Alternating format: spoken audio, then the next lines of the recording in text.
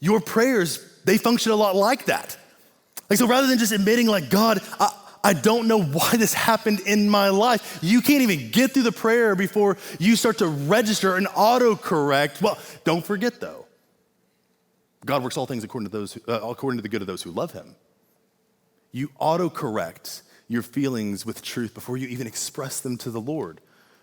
Others, you'll say something like, God, instead of processing, God, I'm so lonely, I'm afraid that I'm gonna be single for the rest of my life. You'll autocorrect in the middle of your prayer to something along the lines of, but don't forget, you're not going to be alone for the rest of your life because you have Christ and his church.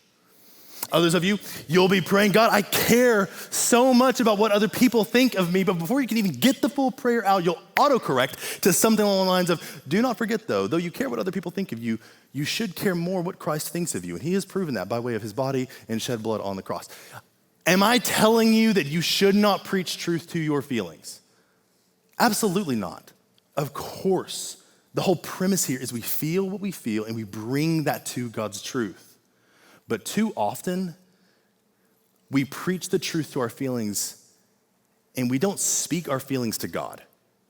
And I just wanna tell you to put a rule in your life. The same way I had to put a rule in my phone to correct the autocorrect, that it should let me communicate what I wanted to communicate. I need to be able to say my name. You need to be able to tell God what you feel. You need to be able to communicate clearly. And so here's a rule. I will not pray the right things before I pray the real things.